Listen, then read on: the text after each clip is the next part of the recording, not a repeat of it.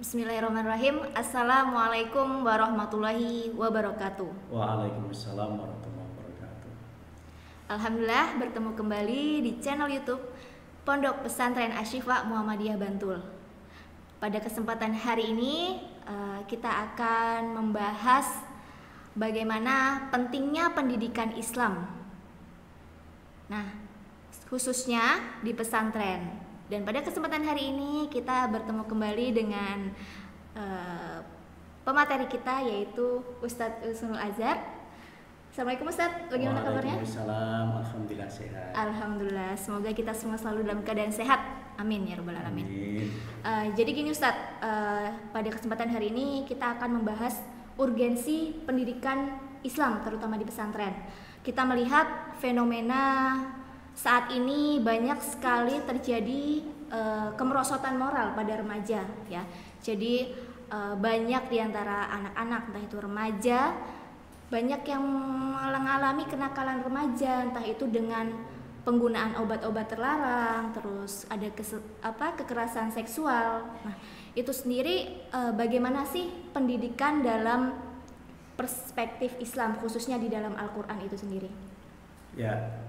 Jadi memang harus kita bedakan antara pendidikan dan pembelajaran. Nah, di dalam pendidikan Islam itu memang yang diusung itu adalah pendidikan.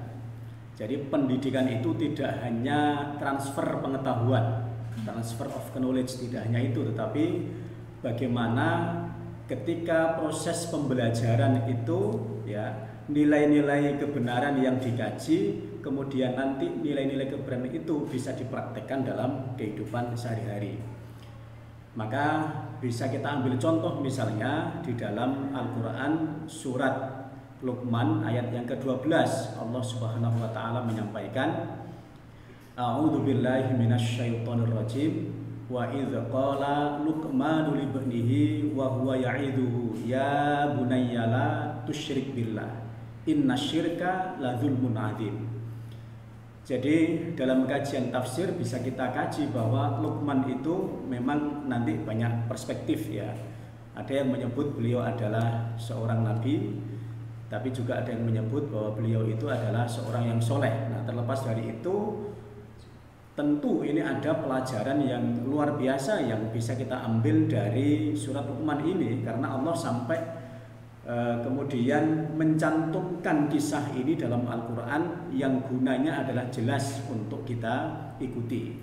Nah, dalam ayat ini jelas bahwa orang tua itu adalah orang yang paling punya kewajiban untuk mendidik anak. Nah, jadi kalau di pondok ini kan ada ustadz, ada ustadzah. Nah, itu sebenarnya hanya mewakili orang tua saja, karena sebenarnya ya orang tua yang paling punya kewajiban untuk mendidik anak itu. Nah, ayat tadi menyampaikan bahwa harus ada penanaman agama itu sejak dini. Ya, maka ayat itu menyampaikan, ya, bahwa la tusyrik billah. Luqman menyampaikan kepada anaknya, jangan kamu menyekutukan Allah. Nah, maka agama itu memiliki kekuatan yang luar biasa untuk mendidik anak itu, sehingga nanti anak itu kemudian terbiasa dengan agama sebagai patokan di dalam kehidupannya. Salah satu doa Nabi Ibrahim alaihissalam yang disampaikan Allah di dalam Al-Quran, diabadikan Allah dalam Al-Quran, itu adalah surat Ibrahim ayat 40. Allah menyampaikan, Rabbi ja'alni muqimas sholati wa min dzurriyyati rabbana wa taqabbal du'ai. Wahai Tuhanku, jadikanlah aku dan anak keturunanku itu termasuk orang-orang yang mendirikan sholat. Jadi Nabi Ibrahim alaihissalam itu seorang nabi, ya, tetapi beliau itu juga masih, ya, berdoa untuk anaknya, bagaimana anaknya nanti itu, ya, bisa tetap untuk memegang agama itu. Nah, maka dari beberapa ayat ini, maka sebenarnya pendidikan Islam itu, ya, mengutamakan bagaimana ketaatannya kepada Allah Subhanahu wa taala. Jadi tidak hanya sekedar dia pandai, dia pintar, tapi juga bagaimana dia itu bisa menerapkan keyakinan agamanya yang diyakininya itu, sehingga nanti dia menjadi sebutannya adalah insan kamil, manusia yang sempurna. Ya, Ustaz. Nah, jadi di situ tadi Ustadz menyinggung bahwa pendidikan itu bukan hanya untuk mencerdaskan dalam segi kognitifnya gitu kan, tapi juga bagaimana dengan keyakinan dan kepada agamanya itu sendiri, sehingga menciptakan insan kamil itu sendiri. Nah, kalau menurut dari perspektif Muhammadiyah itu bagaimana sih insan kamil? Ya, jadi ada salah satu keputusan resmi Muhammadiyah yang itu dinamai dengan PHIWM, Pedoman Hidup Islami Warga Muhammadiyah, yang diantaranya adalah di situ menyampaikan bagaimana karakter pribadi daripada kader Muhammadiyah itu. Nah, dan keputusan ini itu juga berlandas kepada MKCHM, Matan Keyakinan dan Cita-Cita Hidup Muhammadiyah, di poin ketiga dan keempat. Jadi Muhammadiyah itu kan meyakini bahwa agama itu kalau disimpulkan isinya ada 4, masalah akidah, akhlak, ibadah, kemudian yang keempat adalah muamalah. Nah, sehingga yang disebut dengan insan kamil itu adalah bagaimana seorang muslim itu dia tuntas dalam akidahnya, artinya dia tidak lagi menyekutukan Allah. Kemudian yang kedua, dia harus berakhlak sebagaimana konsep akhlak yang sudah diatur oleh Al-Quran. Ya, tentunya contoh yang paling utama adalah Rasulullah Muhammad SAW. Ya. Kemudian yang ketiga, dia harus tuntas dalam hal ibadah. Tuntas di sini ya, selain tata caranya sesuai dengan tuntunan, dia juga harus betul-betul taat di dalam menjalankan ibadahnya itu. Nah, yang keempat, dia juga harus memiliki kecakapan hidup, yaitu dalam hal muamalah. Sehingga dengan kecakapan hidup yang itu berkaitan dengan muamalah tadi, seseorang itu nanti dia tidak hanya soleh secara pribadi, tapi juga soleh secara sosial, karena dia memiliki kecakapan hidup tadi. Dia bisa berguna ya bagi kehidupan di masyarakat itu. Ya, Ustaz. Jadi tadi Ustaz salah satunya menyebutkan bahwa entah itu dari sisi akidah, akhlak, ibadah, dan muamalah itu saling berkesinambungan ya. Dan terutama kita lihat ini zaman sekarang ini banyak sekali perkembangan kemajuan dalam bidang ilmu pengetahuan teknologi itu sendiri. Nah, bagaimana sih kalau misalkan pendidikan ini sendiri dalam perspektif Muhammadiyah dalam merespon perkembangan iptek itu? Ya, kalau kita lihat sejarah, pertama kali muncul lembaga pendidikan yang diinisiasi oleh Ki Haji Ahmad Dahlan. Jadi dalam sejarah itu ya, ketika sebelum Muhammadiyah itu berdiri, itu kan terlebih dahulu itu sudah ada lembaga pendidikannya. Dalam film Sang Pencerah bisa kita lihat itu. Jadi beliau mendirikan madrasah yang kemudian dinamai dengan Kismul Arqa. Kalau dalam buku-buku sejarah itu disebutkan tahun 1909, sekolah itu sudah berdiri. Nah, kemudian tahun 1912 itu baru berdiri Muhammadiyah. Artinya lebih dahulu ada pendidikan ya daripada persyarikatannya, lembaga organisasinya itu. Nah, kalau kita lihat dari sejarah itu, sebenarnya kenapa Kiai Dahlan itu mendirikan madrasah yang dinamai Kismul Arqa, yang di situ memadukan antara ya ilmu agama dengan ilmu yang berkaitan dengan muamalah. Karena pada saat itu memang ada semacam dikutumisasi ilmu. Jadi sekularisasi itu sudah mulai di zaman itu. Artinya pada waktu itu ada 2 model lembaga pendidikan. Yang pertama adalah lembaga yang dimiliki oleh Belanda. Kemudian yang kedua ada lembaga pendidikan yang dimiliki oleh umat Islam dalam bentuk pesantren. Nah, lembaga pendidikan milik Belanda itu jelas ya, mereka punya misi tertentu yang mereka itu di situ juga memang banyak mengkaji ilmu yang berkaitan dengan muamalah tadi.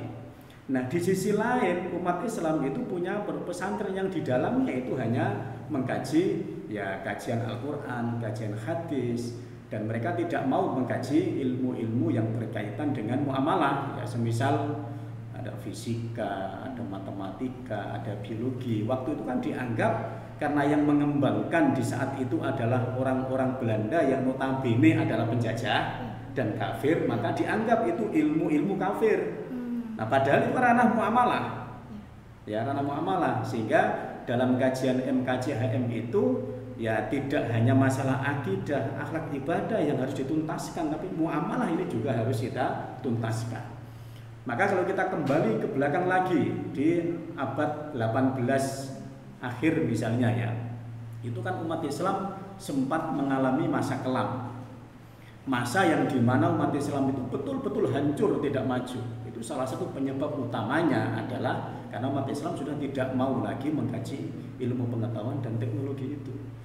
Nah, maka saya kira ya lembaga-lembaga pendidikan di lingkungan Muhammadiyah, baik itu dalam bentuk ya sekolahan atau madrasah atau juga mungkin pondok pesantren, saya kira sudah seluruhnya berlandaskan kepada MKCHM itu, bahwa yang dikaji tidak hanya masalah akidah, akhlak ibadah, tapi juga ada masalah muamalah itu. Nah, sehingga ini memang penting ya, sehingga tidak terjadi dikotomisasi pendidikan itu. Ya Ustaz. Nah, selanjutnya Ustaz, setelah kita melihat bahwa di Muhammadiyah ini juga mengembangkan pendidikan pesantren ya. Terus itu kan karena perkembangan zaman seperti ini, bagaimana sih kiprah pendidikan pesantren Muhammadiyah itu sendiri dalam mengikuti zaman, dalam perkembangan zaman ini sendiri? Ya, saya kira pesantren di zaman sekarang ini malah menjadi solusi. Ya, kenapa kok solusi ya? Karena sekarang ini sekolah-sekolah umum sudah banyak. Mereka bisa melahirkan orang-orang yang pintar, yang cerdas. Tetapi di sisi lain kadang-kadang hal-hal yang berkaitan dengan akhlak, moral, etika itu kan sangat kurang. Ya, maka coba sekarang ya, kalau ada pemilihan umum ya, baik itu tingkat presiden sampai tingkat kelurahan, itu kan yang dijual itu kan bukan kecerdasannya, tetapi kejujuran, keadilan. Nah, itu kan berarti memang sekarang dibutuhkan itu. Nah, kalau pesantren-pesantren Muhammadiyah itu sudah menerapkan pendidikan dengan penguatan 4 hal tadi itu, akidah, ibadah, dan muamalah dikuatkan semua, ya, kemudian diproses dengan model pendidikan 24 jam yang saya kira sudah sangat tertata, tersistem, itu saya kira kaum santri ya, alumni-alumni pondok pesantren, baik itu pesantren Muhammadiyah atau yang lain, ini menjadi idaman ini. Nah, sekarang ini kan saya sedang di pondok pesantren Asy-Syifa Muhammadiyah Bantul ini, yang Ustazah Ayun 24 jam di sini ya. Nah, ini bagaimana gambaran pondok ini? Apakah sudah seperti yang dimaui oleh Muhammadiyah sesuai dengan MKCHM tadi, atau bagaimana gambarannya ini? Iya. Jadi kalau misalkan Ustaz tadi menyinggung bagaimana kiprah pesantren Muhammadiyah pada saat ini, salah satunya di pondok ini sendiri ya, itu sudah mengutamakan tadi karakternya, yang akidahnya ditekankan, bagaimana keyakinan santri ini untuk meyakini agama yang sudah dia yakini. Berarti kajian kitabnya juga banyak di sini ya? Jadi salah satunya kajian kitab sudah kita terapkan di sini. Jadi di Pondok Pesantren Asy-Syifa ini sendiri kita menerapkan kajian kitab ya, kitab muktabar ya, salah satunya kitab-kitab terkenal itu kan. Nah, itu dilaksanakan setiap hari Senin sore dan Kamis sore. Nah, itu membahas tentang akidah dan akhlak itu. Berarti sambil berbuka puasa itu? Iya, sambil menunggu waktu berbuka. Jadi santri-santri emang sudah kita sebelum berbuka kita minta untuk ikut kajian ini. Berarti Senin dan Kamis dirutinkan di sini ya? Iya, rutin. Jadi untuk membiasakan puasa sunnah itu ya? Iya, kita juga menerapkan. Ini bagian dari pendidikan ya? Iya. Dan yang kedua juga kita menerapkan ibadah ini. Nah, ibadah ini kita dibahas ya, terutama dalam buku yang memang sudah menjadi acuan warga Muhammadiyah. Ya kan? Berarti mengkaji HPT? Iya, benar. Ya. Berarti kajian HPT nanti untuk mengkaji hal-hal berkaitan dengan ibadah praktis ya? Iya, benar sekali. Itu setiap malam Rabu kita terapkan itu. Malam Rabu kita rutin juga itu melaksanakan kajian HPT ini sendiri, himpunan. Terus ranah muamalahnya? Oh, kalau muamalah, terutama kita juga sudah menerapkan ekstrakurikuler ya, salah satunya Ustadz. Oh iya. Kita ada ekstrakurikuler TS. Jadi TS ini bagaimana kita itu menjaga fisik kita, terutama Ya. bagaimana kita bisa menempa diri kita ketika mungkin sesuatu hal terjadi, akhirnya kita harus bertahan gitu kan, Ya. istilahnya kayak itu. Terus ada TS, HW juga ini melatih kemandirian. Kemandirian bagaimana kita itu ada ini program tahunan biasanya Ustadz kita. Ada kemah, ada Iya. juga pengembaraan. Nah, di situ kita tempa santri-santri kita. itu rangkaian kegiatan HW-nya Iya, itu ya. rangkaian kegiatan HW itu sendiri. Jadi di sana kita belajar untuk disiplin, mandiri, terus juga kerjasama ya sama sesama teman, bagaimana itu salah satu muamalahnya itu. Terus kalau sehari-hari juga kita di sini menerapkan ada namanya piket masak, Ustaz. Piket masak. Berarti anak-anak tidak dimasakkan ini. Oh, tidak, Ustaz. Jadi tapi ini untuk waktunya 1 kali. Tetap anak-anak tapi tetap ada piketnya. Oh, piket gitu. masak tadi sebagian ada yang dimasakkan, tapi sebagian juga mereka untuk masak sendiri gitu. Biar mereka itu bisa lah istilahnya mandiri ya, nanti ketika mungkin tinggalnya jauh kan dari orang tua, biar mereka tuh tidak malas-malasan kayak gitu kan. Luar biasa itu penempaan pembiasaan untuk karakter anak-anak bisa mandiri dan mereka bisa mengatur dirinya sendiri paling tidak lah ya. Kayaknya mereka bisa bertanggung jawab untuk dirinya sendiri gitu kan, Ustaz. Terus ini saya lihat pondoknya juga bersih sekali ini. Ya. Ini ada tenaga kebersihannya atau? Oh, tidak. Kita tidak pakai tenaga kebersihan, Tat. Berarti anak-anak yang Iya, dijadwal? jadi anak-anak dijadwal piket kebersihan. Oh, luar biasa berarti.